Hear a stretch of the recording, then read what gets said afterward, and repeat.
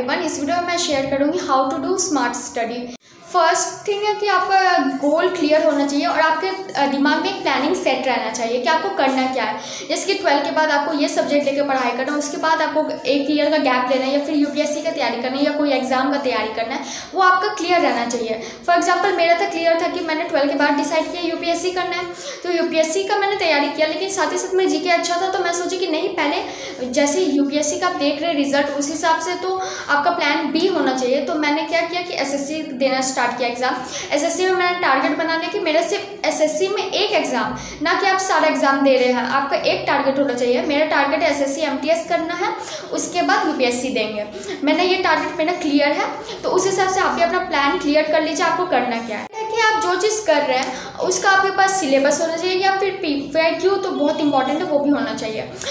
जैसे सिलेबस में आपका टॉपिक मेंशन है, पहले क्या करिए सिलेबस निकालिए, उसमें आपका टॉपिक मेंशन है, पीवाईक्यू निकालिए और देखिए कि पीवाईक्यू में कौन सा टॉपिक आया है, वो चीज़ आप सिलेबस में हाईलाइट कर लीजिए। ऐसा मैंने कॉलेज का किया हुआ है और सारा रिपीट होता है। वैसे भी कॉलेज में क्या होता है कि आपका ऑड ईयर इवन ईयर में रिपीट होता है। जैसे 20 में जो आया है 2020 में, 22 में भी वो आएगा, 24 में भी वो आएगा। वैसे मैंने अपना ना पूरा इंपॉर्टेंट टॉपिक का लिस्ट बना लिया, हाईलाइट करके बना लिया, मैं दूसरे दिन कभी दिखाऊंगी। थर्ड है कि आप ईच टॉपिक और ईच सब्जेक्ट के लिए स्टडी टाइम अपना अलॉट कर दीजिए कि कोई भी टॉपिक आपको छूटे नहीं, थोड़ा पढ़े लेकिन ठीक से पढ़े वो टॉपिक। फोर्थ पॉइंट है कि आप एक्टिव लर्निंग का यूज़ कर सकते हैं, जो मैं यूज़ करती हूँ कि मीन्स कुछ भी काम कर रहे हैं, मोस्टली जब अगर मैं घर का काम करती हूँ, बर्तन धोना हुआ या फिर कोई भी घर सरियाना जो भी हुआ, उस टाइम मैं क्या करती हूँ कि वो टॉपिक के बारे में सोचती हूँ, क्योंकि आप उस टॉपिक के बारे में तब सोचेंगे जब आपको उस टॉपिक पे इंटरेस्ट होगा, आपको मज़ा आएगा वो टॉपिक पढ़ने में।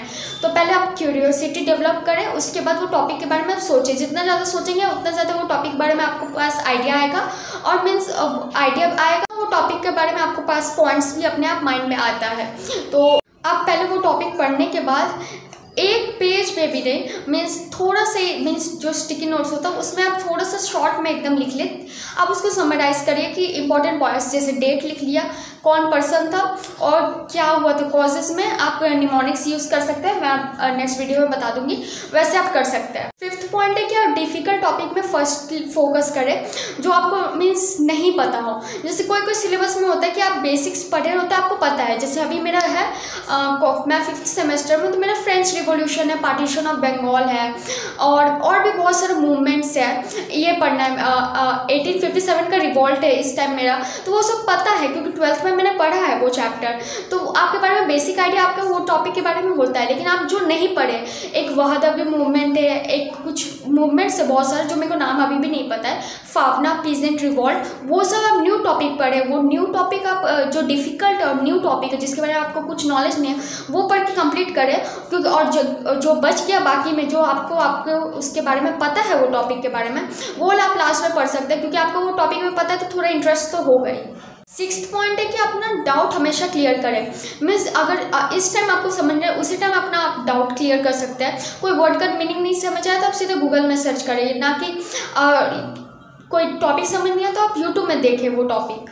एट लास्ट आप अपने आप को रेस्ट्रिक्ट करके रखें in the matter of resources, study materials और लाइफ में भी। मीन्स क्या होता है कि हम लोग सोचते हैं कि हाँ सब हमारे फ्रेंड्स हैं, पर ऐसा होता नहीं है। जैसे स्कूल में आपका 40 जन से दोस्ती है, 10th में आते आते कोई माइग्रेशन ले लेता है, तो उसके बाद आपका 10th के बाद माइग्रेशन ले लेता है, उसके बाद आपका मीन्स 40 से आ जाता है 20 पे, और बाकी फिर कुछ क्या करते हैं स्ट्रीम चेंज हो जाता है, 20 से आ जाते हैं 15 पे, 15 से दोस्ती। तो स्कूल निकलने के बाद क्या होता है कि आपका 15 से दोस्ती था, अब क्या होता है कि आपका 9-10 जन से दोस्ती रहता है। फिर इस कॉलेज में एडमिशन सबको अपना अपना बिजी होगा तो 4-5 जन से दोस्ती होता है। कॉलेज से निकलने के बाद कॉलेज में भी फ्रेंड बनते हैं, लेकिन निकलने के बाद आपका लास्ट में 3-4 ही दोस्त बचते हैं। तो उससे पहले ही अच्छा है कि आप अपने आप को रेस्ट्रिक्ट करके रखें। अपना वैल्यूएबल टाइम आप अभी वेस्ट ना करें। नौकरी के बाद तो टाइम वेस्ट क्या कर, अब नौकरी के बाद क्या है, सिर्फ इंजॉय करना है लाइफ, तो उस टाइम आप इंजॉय कर लीजिएगा। लेकिन अभी कभी कुछ मोमेंट्स वो इंजॉय करें, क्योंकि वो सब वापस लौट के नहीं आएगा, लेकिन एक टाइम बाउंड मैनर में। That's all for this video. If you like my video please like, share and subscribe to my channel.